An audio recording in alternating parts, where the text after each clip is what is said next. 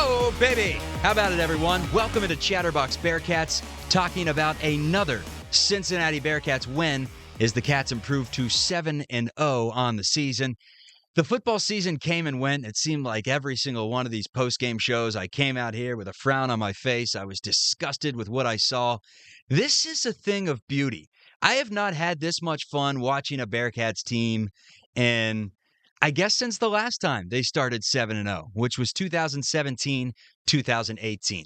We're going to get into a bunch of that, but if you like the show, be sure to subscribe. If you're watching on YouTube, leave it a thumbs up. Leave us a comment. That will make sure that the algorithm pumps this show to you, and we need you in those chat rooms. Next weekend, the Xavier Musketeers and the Crosstown Shootout. You know those trolls. You know those trolls are going to be at Dana Gardens on their phone if the Cats win. We need you there. We need you there in the chat room, breaking it down after the Muskies game. But first of all, let's break down the game today against Florida Gulf Coast. Cincinnati, I kind of buried the lead. I just introed the show and did not mention that the Bearcats won the game, or I did when I said they're 7-0, but I did not mention how much they won the game by. It was an ass-kicking. 99-62, the final score. They take down Florida Gulf Coast. This is not the same Dunk City squad that we saw about a decade ago. But the Bearcats shot at 56% from the floor, 11 of 19 from three, when UC is shooting 11 of 19 from three.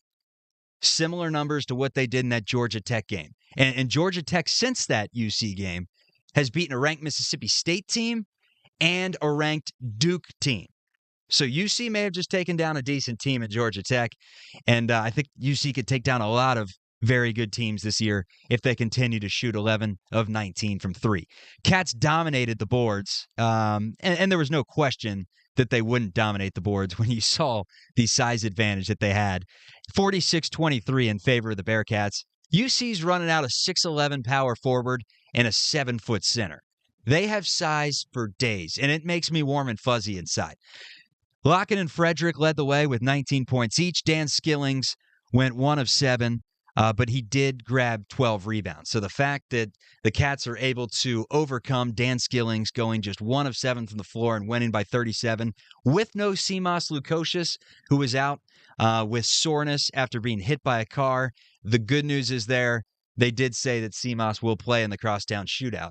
But it goes to show you, this team is deep. Off the bench, they can get it done. Really liked what I saw today from the Bearcats again. Let's run through the box score. Aziz Bandaogo, 10 points on 5 of 8 shooting. Viktor Lakhin once again led the way, or co-led the way, with 19 points and 9 rebounds. Also 6 assists. Stuffing the stat sheet, Viktor. John Newman had 7 points and 4 boards. 7 points for Day Thomas. 19, the co-leader, for C.J. Fredrick, who was 5 of 6 from outside the arc. Odio Guama had 13 points and 4 rebounds. Jizzle James had 9 points, 5 rebounds, 4 assists. Josh Reed had 4 points and 5 rebounds. Dan Skillings, I mentioned the 3 points, but he did have the 12 boards and 4 assists. And then C.J. Anthony played for 5 minutes and scored 8 points. How about that from C.J. Anthony? Let's start it off, though, with a little ran him out of the gym. It's as simple as that. Wasn't even close. There was an oop 7 seconds approximately into this game. Bearcats won the tip. Day had it, looked up the floor, and from about 5 feet past the three-point line, found Aziz Bandaogo on the oop who flushed it home. And I'm like, I've seen that story many times from the Houston Cougars. I've seen that a couple times when Houston played UC. That's how those games would get started. They'd get the tip, they'd go down the floor, they'd lob it up, and that place would be rocking 7 seconds into the game. The Bearcats did it today. That's the type of team we're looking at, folks. Why did FGCU want to run? That's what I want to know. Because every single time they went to Kelsey Conway's report, she was like, I was behind the bench, and coach said that this team wants to run. Every time they get the ball, they want to run, they want to run. And then 5 minutes later, the play-by-play guy, Manzini, and Terry Nelson would be like, oh, they're just exhausted. They got their hands on their knees. They can't run. I'm like, what the hell are you doing, coach? They got like 6 guys running around against the deepness of this Bearcats team, and you're trying to run them? You're trying to run Cincinnati off the floor? I think Cincinnati's fine in transition. John Newman, Day Thomas, Jizzle James, Bandego thrives in transition. He can run. When you get in transition, you get open looks for CJ Fredrick. Like, why would you want to run on the Bearcats? You got Aziz Bandego coming from behind, ready to swat it. And if he's not there, 7-foot Viktor Lakhin is. But they were trying to run. When Dan Skillings goes 1 of 7 and you win by 37, that's when you know you have a really deep team. We got used to teams like last year's with David DeJulius and Landers Nolly, and years prior, Jaron Cumberland having a lion's share of the points and taking the bulk responsibility there. Decade before that, or 6 years before that, Sean Kilpatrick does the same thing. Deontay Vaughn did the same thing there for a minute. So a lot of these Bearcats teams in years past, in the last 15, 20 years, have been very top-heavy when it comes to their scoring. This team has multiple guys that can beat you. CJ Fredrick has thrown up goose eggs multiple times this year, including last game at Howard. Puts up a casual 19 today. Couldn't miss a shot. I love it. I absolutely love how this team spreads the wealth. Viktor Lakhin leads the way again. He scored 7 and 8 in his first 2 games this season, has been outstanding the last 5 games, averaging 18.5 over those 5 games. Is he a superstar? Is he all Big 12 conference? We'll see. When the competition picks up, we'll see if Viktor can be this consistent.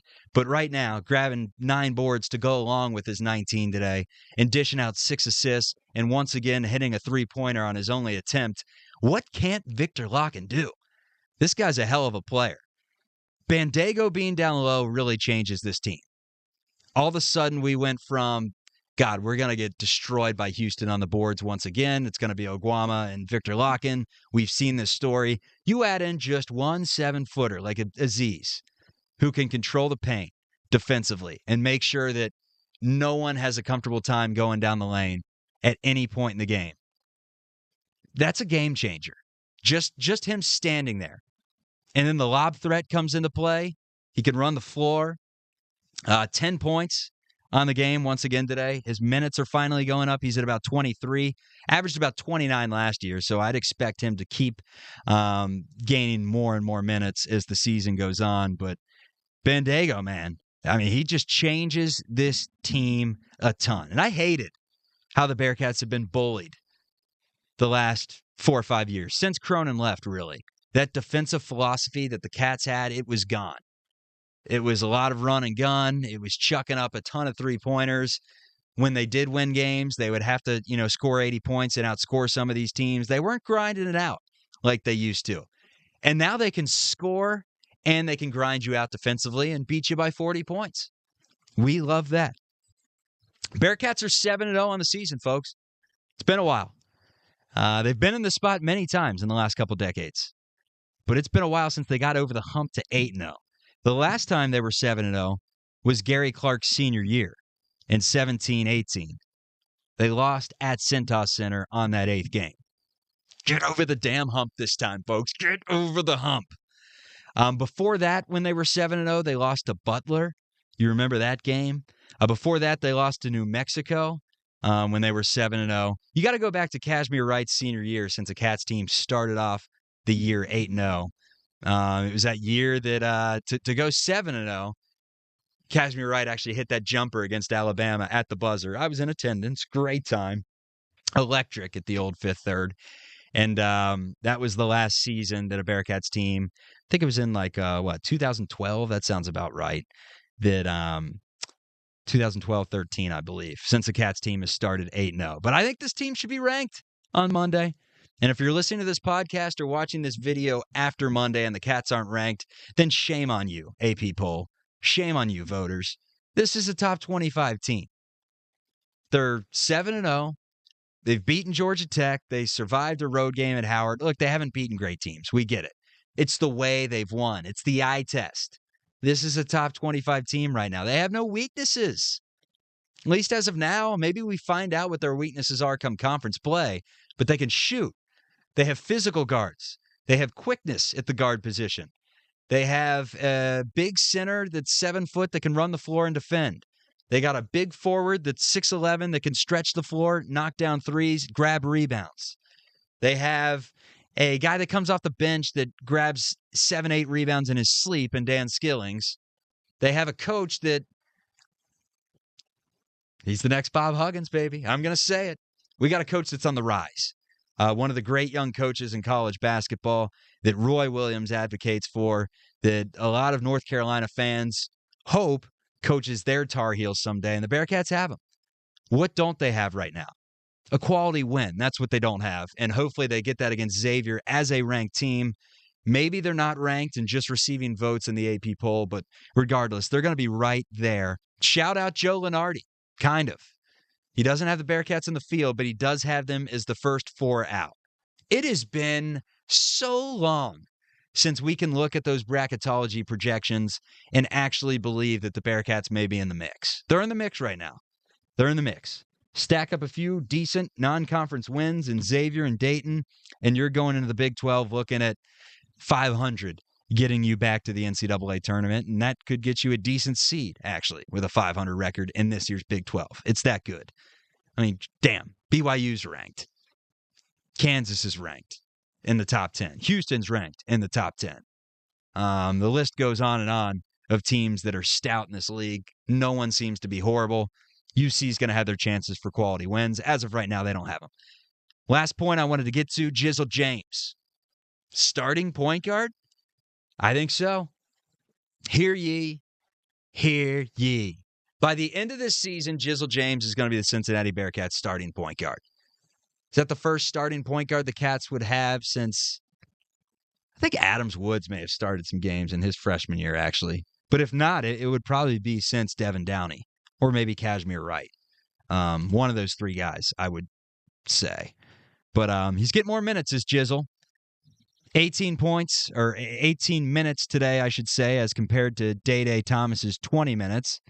And I thought Jizzle outplayed Day-Day once again.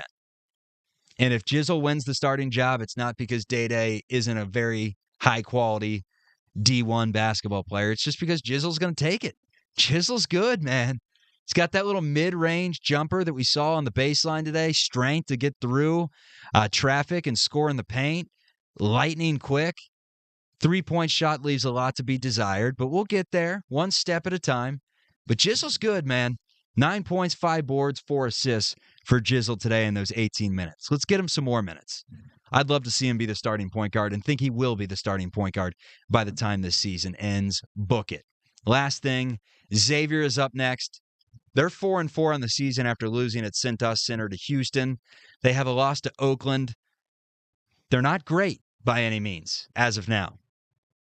And it's a completely different roster than last year. The entire starting lineup different. Fremantle is injured, so we will not see Zach Fremantle. You're not going to recognize any of these names. Sule Boom, gone. Kunkel, gone. Fremantle, Nunji, gone. Like the entire cast of characters that beat up on the Cats for the last 4 or 5 years. At this point, how many have we lost in a row? I think it's... When's the last time they won? The last time they won was Jaron Cumberland's junior year.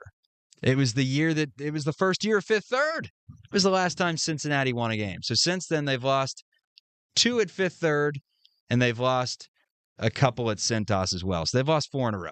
But the alumni team won in Cintas. Maybe that broke the curse. It would be the first time that a Bearcats team won in Cintas. And the X-fans will say that the Bearcats have never won at Cintas. David West didn't get hurt. We would have won that game. You guys lost by 20. Shut the hell up. Anyways, Xavier is up next. Here's the deal. I'm not talking about this game by myself. I need my man Houdini to break it down with me. So we are going to do a show later on this week. We're going to put it on YouTube, put it on the podcast app.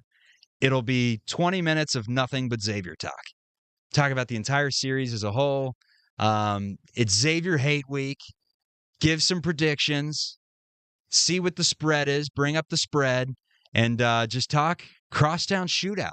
One of the great rivalries in college basketball that has not gone Cincinnati's way since I turned into a man. And really my entire life, for that matter. So that's coming up later on this week. This is Chatterbox Bearcats. Appreciate you guys for hanging out. Bearcats are 7-0 on the season after a 99-62 win over Florida Gulf Coast.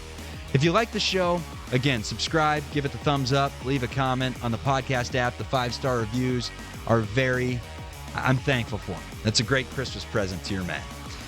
Have a good one, everyone.